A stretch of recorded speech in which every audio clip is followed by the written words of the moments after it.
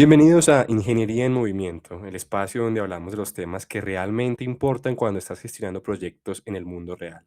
Soy Samuel Bolívar. Y yo soy Fernando, y hoy la verdad tenemos un episodio que me genera mucha emoción, porque vamos a tocar dos temas que aunque suenan muy distintos, están profundamente conectados: la gestión del cambio y la gestión de innovación en proyectos de ingeniería. Exacto, y la conexión es simple. Innovar sin saber gestionar el cambio que esa innovación provoca es como diseñar un puente sin calcular las cargas. Puedes tener la mejor idea del mundo, pero si no sabes llevar a las personas y a la organización a través del proceso, el proyecto pues fracasa. Vamos a ir por partes, empecemos con la gestión del cambio, y para eso vamos a apoyarnos en un libro que nos parece absolutamente clave: Capacidad Adaptativa, de Juan Carlos Einstein. Un libro colombiano, por cierto, lo cual nos encanta y muy aplicable a la ingeniería, aunque no fue escrito exclusivamente para eso. Así que, sin más preámbulo, comencemos.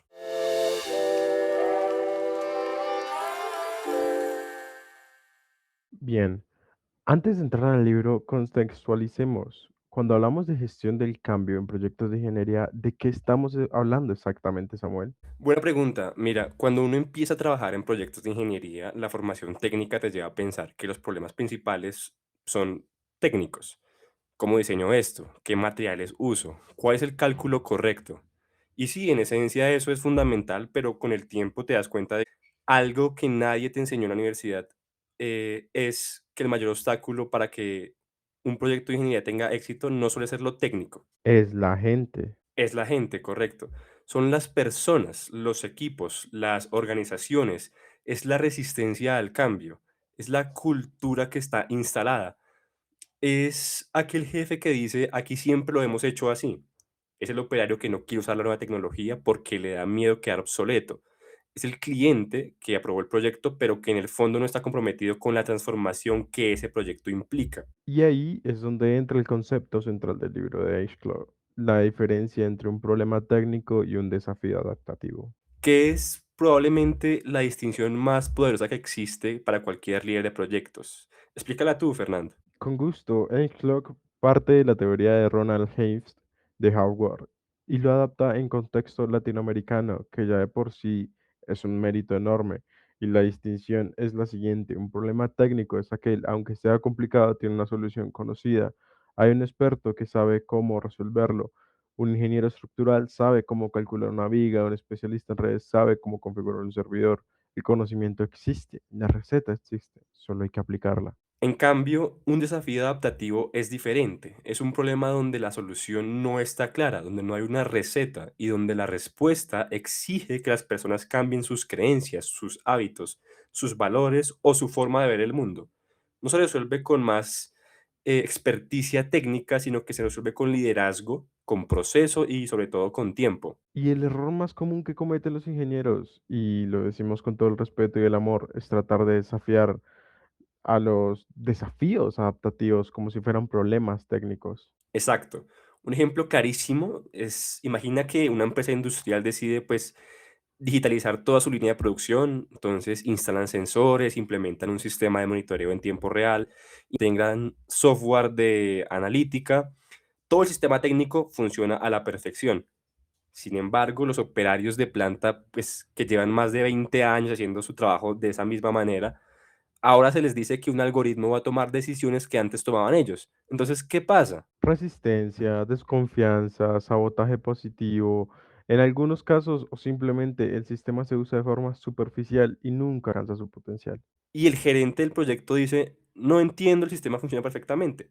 Y hombre, si lo miramos en aspectos técnicos, sí, adaptativamente fracasó el proyecto, porque nadie gestionó el cambio humano que ese proyecto requería. Y eso es precisamente lo de que Engschler nos enseña, que la capacidad adaptativa, que es el título del libro, es la habilidad de una persona, un equipo o una organización de enfrentar esos desafíos que no tienen una respuesta técnica predefinida y sobrevivir al proceso del cambio que implica encontrar esa respuesta. Hablemos de cómo se construye esa capacidad adaptativa, porque pues el libro no solo describe el problema, sino que propone una forma de desarrollarla. Correcto, y hay varios elementos clave de hecho no desafía a lo largo del libro. El primero es lo que llama ir al balcón. Es una metáfora preciosa. Imagínate que estás en una fiesta, en la pista de baile, estás bailando, estás inmerso en el ruido, en el movimiento, en la energía del momento. Desde ahí no puedes ver los patrones, no puedes ver a quién baila solo, quién está en conflicto, cómo se mueve la gente, pero si subes al balcón y miras desde arriba todo, todo cambia. En el contexto de un proyecto de ingeniería, ir al balcón significa salir del día a día operativo, de los correos, las reuniones, los problemas urgentes y tomar perspectiva.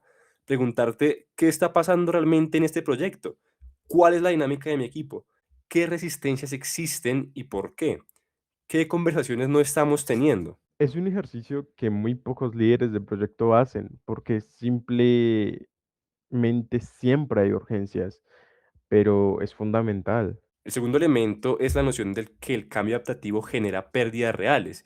Y esto es algo que me parece profundísimo y que muy poca gente entiende. Cuando le pides a alguien que cambie, no le estás solo pidiendo que se adapte a algo nuevo o que adopte una nueva tecnología. Le estás pidiendo que abandone algo que tiene valor para ellos. Puede ser una forma de trabajar con la que se sienten competentes, una identidad profesional, relaciones laborales o simplemente la comodidad de lo conocido. Y ahí está la clave de por qué la gente se resiste al cambio. No se resisten al cambio en sí mismo. La gente va cambiando todo el tiempo cuando ve que le conviene. Lo que se resiste es a la pérdida de que lo que implica ese cambio.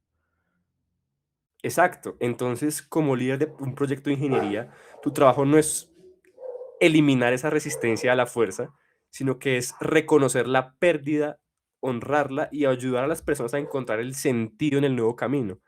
Eso es gestión del cambio de verdad. El tercer elemento que me parece clave en el libro es el concepto de regular el estrés. Es un desafío adaptativo, obviamente. Por naturaleza, genera estrés en el sistema. La incertidumbre genera ansiedad. Y el trabajo de un líder, que es el director del proyecto en este caso, es mantener ese estrés en lo que el autor del libro llama la zona productiva.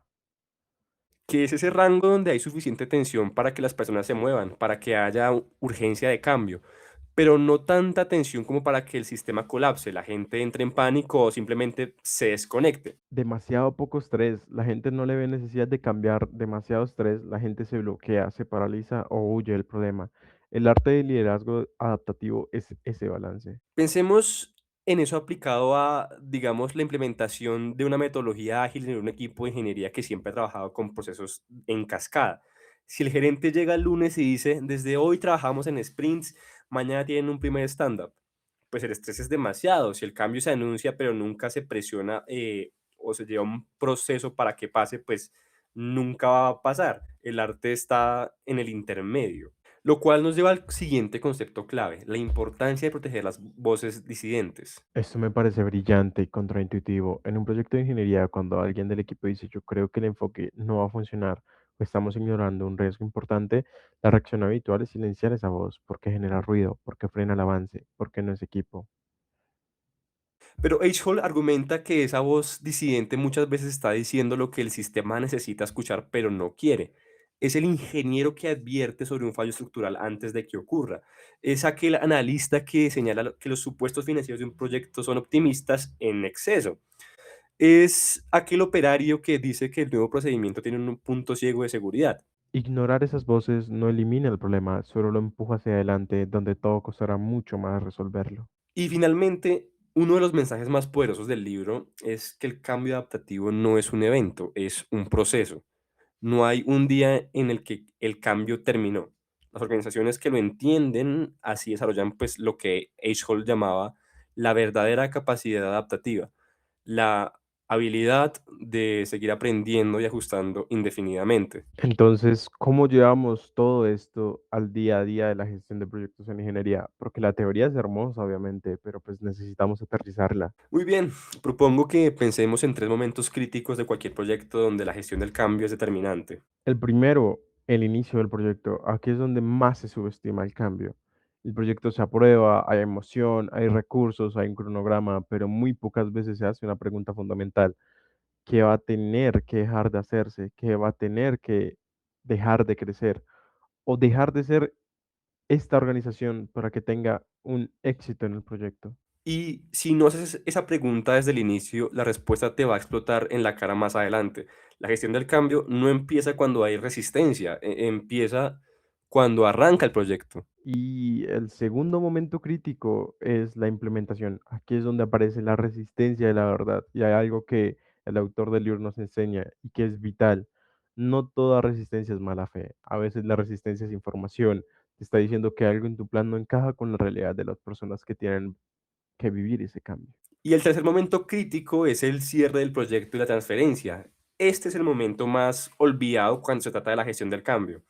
El proyecto terminó, se entregó el producto, se cerró el contrato, pero el cambio organizacional que ese proyecto tenía que producir recién empieza. Es exacto, es un sistema nuevo, entregado, sin una cultura que lo adopte, es un sistema que va a degradarse, un proceso optimizado que nadie sigue, es papel mojado, la transferencia no es solo técnica, es cultura, es humana, es adaptativa. ¿Sí? Muy bien, creo que hemos dado una base sólida sobre gestión del cambio y pues me gustaría ahora hacer una conexión que me parece crucial.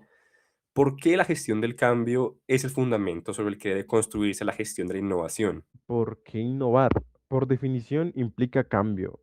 Si implementar algo nuevo en una organización genera resistencia, implementar algo radicalmente nuevo genera resistencia al cuadrado. La innovación sin capacidad de gestionar el cambio que provoca está condenada a quedarse en el laboratorio. Y con eso abrimos el segundo gran bloque del episodio de hoy, gestión de la innovación en proyectos de ingeniería.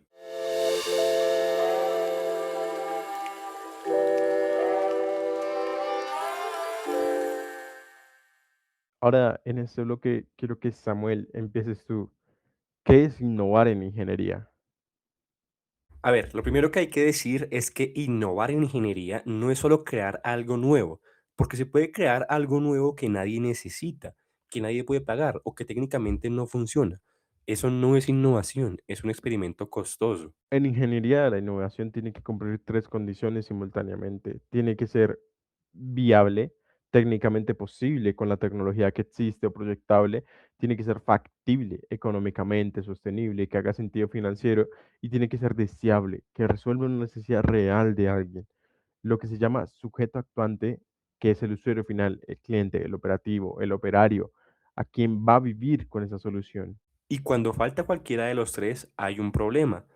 Si es viable y factible, pero no deseable, nadie lo adapta. Si es viable y deseable, pero no factible, no es sostenible en el tiempo. Si es factible y deseable, pero no viable técnicamente, se queda en el papel. Y hay algo que me parece fundamental, entender sobre la innovación en ingeniería, hay un paradigma que lo cambia todo, y es que podemos llamar la ecuación de la innovación. La innovación no es solo una invención, es la idea técnica brillante. La innovación es igual a la invención multiplicada por la explotación, por el mercado, por el uso y por la adopción de este mismo. Y eso es multiplicación, no suma. Si la explotación es cero, si nadie adopta la solución, la innovación es cero. No importa qué tan brillante sea la idea técnica, una solución técnicamente excelente que no tiene adopción es un prototipo, no es innovación. Esto cambia completamente la mentalidad de un ingeniero. Ya no basta con diseñar bien, hay que pensar en quién va a usar esto, cómo va a llegar esa persona, qué obstáculos van a impedir que lo adopten. Ahora bien, considero aclarar que no toda innovación es igual y que entender los tipos de innovación es importante para saber qué estrategia aplicar en cada caso. Fernando, ¿cuáles son los tipos que distinguimos en ingeniería? Básicamente, tres grandes categorías. La primera es la innovación incremental. Esta es la más común y la más segura, la que más valor acumulado genera a largo plazo.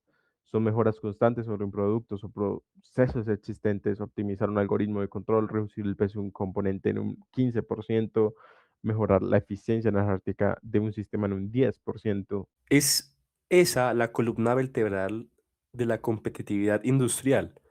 La mayoría de las empresas de ingeniería que son líderes en sus sectores respectivos no son líderes por haber tenido una sola gran idea que haya sido disruptiva. Lo son porque llevan décadas mejorando sistemáticamente su producción. La segunda es la innovación disruptiva. Esta sí es la que capta titulares, es cuando se crea una nueva red de valor que se desplaza a tecnologías anteriores. Es el ejemplo más claro. Hoy es la transición de motores de combustión interna a motores eléctricos. No es la mejor, No es la mejora del motor de combustión, pero es un paradigma completamente nuevo que está dejando obsoleta una industria entera. Y la tercera es la innovación en procesos, que a veces es la menos valorada, pero que puede ser la más impactante en términos de competitividad, es la reducción de costos y tiempos mediante nuevas metodologías de manufactura o construcción, impresión en 3D para fabricar componentes antes de que se requiera, maquinado, construcción modular en edificaciones, automatización de pruebas de software en control industrial. La innovación en procesos en sí no cambia necesariamente el producto final, pero puede hacer que producirlo sea radicalmente más eficiente, lo cual es una ventaja competitiva enorme. Ahora, una de las preguntas más prácticas en gestión de innovación es cómo organizamos el proceso de llevarlo desde una idea hasta un proyecto real. ¿Cómo evitamos malgastar los recursos en ideas que no van a ningún lado? Y ahí aparecen dos herramientas que son complementarias y que todo gestor de proyectos de ingeniería debería conocer: el modelo de embudo y la metodología Stage Gate. El embudo es una metáfora muy visual. En la entrada del embudo entran muchas ideas, muchas señales de entorno tecnológico, muchas necesidades que detecta el usuario. Y a medida que avanzamos por el proceso, el embudo va filtrando y va descartando hasta que al final solo llegan al mercado las ideas que realmente sobreviven a todos los filtros. Las fases del embudo son cuatro. Mira, la primera es búsqueda, captación de señales tecnológicas y necesidades del usuario. Es aquí donde el ingeniero tiene que salir de su laboratorio, ¿sí? Y observar el entorno. ¿Qué tecnologías emergentes existen? ¿Qué problemas están teniendo nuestros clientes? ¿Qué están haciendo los de la competencia?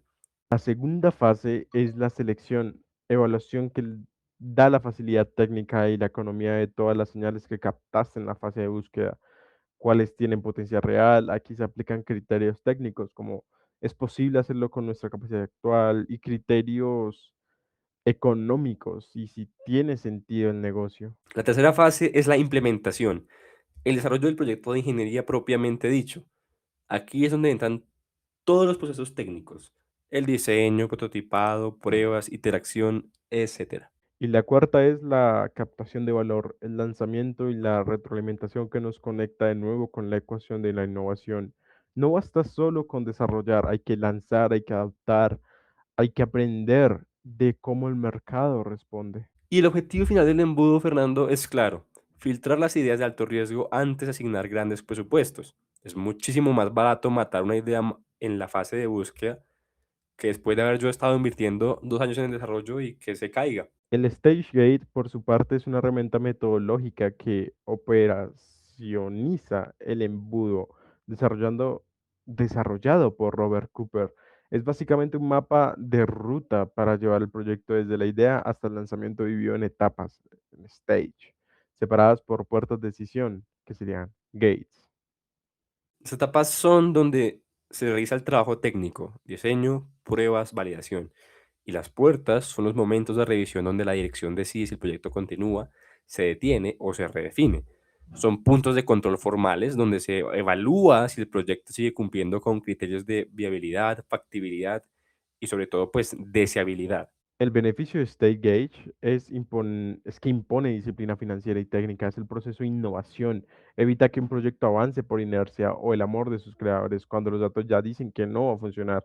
Y en ingeniería, donde los proyectos pueden consumir recursos enormes, esa disciplina es vital. Hay una herramienta que me parece que es absolutamente indispensable cuando hablamos de la gestión de la innovación en ingeniería y que viene directamente de la NASA. Es la escala TRL, que significa Technology Readiness Levels o niveles de madurez tecnológica. Es un estándar de facto. La escala va desde el TRL 1 al TRL 9 y se divide en tres grandes rangos, ¿no? Los TRL 1 al 3 corresponden a la investigación básica de la prueba del concepto.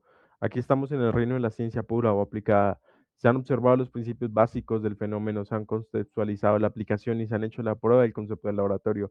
El riesgo es altísimo, la incertidumbre es enorme, pero los costos son relativamente bajos. Los TRL 4 al 6 son la zona de prototipado, donde pues ya se ha validado la tecnología en entornos controlados de laboratorio, se han integrado los componentes en prototipos funcionales y se ha demostrado en entornos relevantes.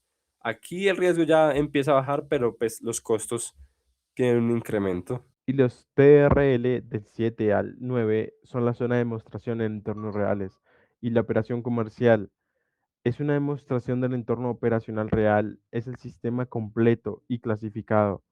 Es tecnología aprobada en el contexto operacional final. Aquí el riesgo es mínimo, pero la inversión es máxima. También es útil para comunicarse con los stakeholders no técnicos. En lugar de explicar detalles técnicos complicados, puedes decir, esta tecnología está en TRL5, necesita llegar a TRL7. Para poder implementarla, esto requiere X meses y Y presupuesto adicional. Es un lenguaje claro, universal. Fernando, hay un elemento que creo que muchos proyectos de ingeniería descuidan completamente y que puede ser fatal, la vigilancia tecnológica. Hablemos de eso. Absolutamente. La información no ocurre en el vacío, ocurre en un entorno tecnológico que está cambiando constantemente. Y si tú estás desarrollando un proyecto de ingeniería sin monitorear sistemáticamente ese entorno, puedes llegar a un punto de desarrollo y descubrir que alguien ya patentó, ya lo que estás haciendo ya acaba de aparecer y hace obsoleta tu solución. La vigilancia tecnológica comienza con el análisis del estado del arte, identificar qué patentes existen en el área, qué publicaciones científicas existen que están desarrollando otros. No para copiar, sino para reinventar la rueda, para identificar dónde están esos espacios donde hay una oportunidad real. El segundo elemento es un benchmark tecnológico, una comparativa sistemática de rendimientos, costos, materiales, frente a diferentes soluciones líderes en la industria. Si voy a diseñar algo nuevo, necesito algo que no tenga algo que aporte algo nuevo a la sociedad. El tercer elemento es el road mapping, la alineación del proyecto con la hoja de ruta tecnológica a largo plazo de la organización. Este aspecto me parece crítico porque en un proyecto puede ser brillante técnicamente, pero si va en una dirección tecnológica que la organización va a abandonar en 3 años, es una mala inversión. Y todo esto conecta con la inteligencia competitiva, entender qué están haciendo los competidores, qué alianzas están formando, qué tecnologías están adquiriendo. En el momento de la ingeniería industrial, ese tipo es información que puede ser la diferencia entre liderar un sector o quedar desplazado por alguien que venía desde atrás y no lo veías venir. Hablemos de algo que es el corazón de cualquier proyecto de innovación y es, Fernando, la gestión de riesgos. Y aquí quiero ser muy claro. Los riesgos de un proyecto de innovación son cualitativamente diferentes a los riesgos de un proyecto estándar de ingeniería. Pero en un proyecto de innovación los riesgos son más profundos y más difíciles de cuantificar. El primer riesgo que considero es el riesgo técnico. ¿Es posible construirlo con la tecnología actual? ¿La solución que estamos diseñando en el laboratorio va a escalar a una producción industrial sin perder sus características? El segundo riesgo es el riesgo del mercado. Existe una demanda real para esta solución y esto es más sutil de lo que parece. A veces las demandas existen, pero el precio del mercado está dispuesto a pagar no es suficiente para cubrir los costos de producción. O la demanda existe, pero el ciclo de adopción es tan largo que el flujo de caja del proyecto no aguantaría. El tercero, por su parte, es el riesgo normativo. Los proyectos de innovación frecuentemente se adentran en territorios donde la regulación no ha llegado todavía, o donde la regulación existente no fue diseñada para lo que se está haciendo. Esto puede generar bloqueos bastante inesperados en una fase de desarrollo muy avanzada. Y hay un riesgo específico de todos los proyectos innovadores que me parece que es el más angustiante, la obsolencia prematura. Estás desarrollando algo durante 2 años y a mitad del camino un competidor lanza una solución que hace lo que tú estás desarrollando, pero mejor. ¿Qué haces? Y la respuesta a ese riesgo es la diversificación de la cartera de proyectos de innovación. No poner todo en una sola canasta, ¿sí? Tener un portafolio balanceado de proyectos de innovación incremental, mucho más seguros, con un retorno más cercano y proyectos más disruptivos.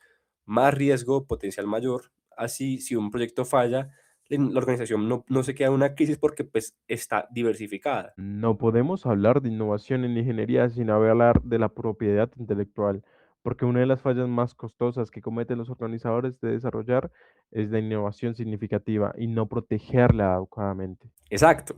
Y en el contexto de proyectos de ingeniería, esto es esencialmente relevante porque muchas veces los proyectos se desarrollan en áreas donde ya hay mucha actividad de eh, patentamiento, ya sea electrónica, biotecnología, energías renovables, materiales avanzados, etcétera. Hay un principio de gestión que dice que no se mide, no se puede gestionar y la innovación no es la excepción. Entonces, ¿cómo medimos la innovación en proyectos de ingeniería? Qué buena pregunta. El primero y el más obvio es el ROI de la innovación, el retorno de la inversión específico de los nuevos productos o procesos que se desarrollaron. ¿Cuánto ingresó o cuánto se ahorró gracias a esta innovación? ¿Cuánto tiempo recuperamos la inversión? El segundo es time to market, un tiempo transcurrido desde la aprobación de la idea hasta su puesta en marcha. Este KPI es brutal en su honestidad, un proceso de innovación que tarda 4 años llevar a largo al mercado. Es un sector que cambia rápidamente, es un proceso disfuncional, no importa qué tan bueno sea el resultado técnico. Y por último, la eficiencia del gasto del I más D es aquella relación entre el presupuesto ejecutado en investigación y desarrollo y el número de patentes obtenidas o soluciones efectivamente implementadas eh, que se obtuvieron. Este KPI te dice que si tu inversión en innovación está generando resultados concretos o si se está perdiendo proyectos que no llegan a ningún lado. Para cerrar este bloque, quiero hablar de algo que conecta la gestión del cambio con la gestión de de la innovación en forma profunda, la cultura organizacional. Porque puedes tener metodología StageGate perfecta, puedes tener el portafolio de proyectos balanceados, puedes tener los KPIs bien definidos. Si la cultura de la organización no soporta la innovación, nada de eso funcionará. Lo diría así. La capacidad de innovar es también un diseño adaptativo. No se resuelve con más metodologías, se resuelve cambiando la forma en que las personas piensan sobre el error, sobre la experimentación, sobre el fracaso. Hay tres elementos culturales que son profundamente. El primero, equipos multidisciplinarios. La innovación en ingeniería ya no ocurre dentro de una sola disciplina. Los proyectos más interesantes están en la intersección entre la ingeniería, diseño, finanzas, mercadeo y las ciencias sociales. Un equipo de solo ingenieros tiende a generar soluciones técnicamente brillantes que nadie adopta. En segundo, los sistemas de incentivos. Si en tu organización se reconoce a quien no comete errores, vas a tener una cultura de evasión de riesgos que mata la innovación. Si reconoces a quien genera ideas, a quien propone soluciones creativas, a quien aprende de un fracaso temprano y lo convierte en conocimiento, vamos a generar una cultura que alimenta la innovación. Y el tercero, que conecta directamente con la psicología del error que plantea el autor del libro, necesitas un entorno donde el fallo técnico en las etapas tempranas se considera aprendizaje y no negligencia. Fallar rápido y barato en un laboratorio es lo que evita fallar tarde y claro, y obviamente con un gasto altísimo en producción. Y finalmente, hay una dimensión que cada vez es más importante y que no podemos ignorar, la innovación sostenible y ética. Los proyectos de ingeniería pues tienen impactos ambientales y son sociales, eh, son problemas sociales que son reales. El ecodiseño, que es integrar el impacto ambiental desde la fase de concepción, no al final como un parche, ya no es una opción que podamos llegar a evaluar si sí o si no, es una necesidad competitiva y ética. Las empresas que diseñan sus proyectos son con criterios de sostenibilidad desde el inicio, no solo cumplen regulaciones crecientes, sino acceden a mercados y el cliente que valora eso y los ingenieros que incorporan esa perspectiva en el trabajo están haciendo ingeniería del siglo XXI.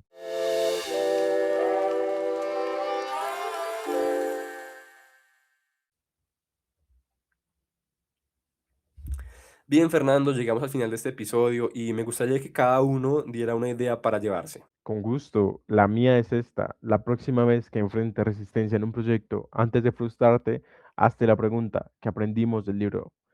¿Qué pérdida está detrás de esta resistencia? Porque si encuentras esa pérdida, encuentras el camino perfecto para gestionarla. Y la mía conecta con la innovación. Recuerda la ecuación, la innovación es una invención multiplicada por explotación. El trabajo técnico es solo la mitad del trabajo. La otra mitad es asegurarse de que lo que se desarrolla llega a personas que lo necesitan y que realmente lo adoptan. Un proyecto de ingeniería que no genera cambio real en un mundo no cumplió con su propósito. Eso es todo por hoy. Gracias por escucharnos en Ingeniería en Movimiento. Si este episodio te fue útil, compártelo con tu equipo, con tu clase, con tu jefe, con quien quieras. La conversación sobre gestión del cambio e innovación en ingeniería hace falta muchos más espacios, en diferentes espacios. Y nos vemos en el próximo episodio. Hasta luego a todos. Hasta luego.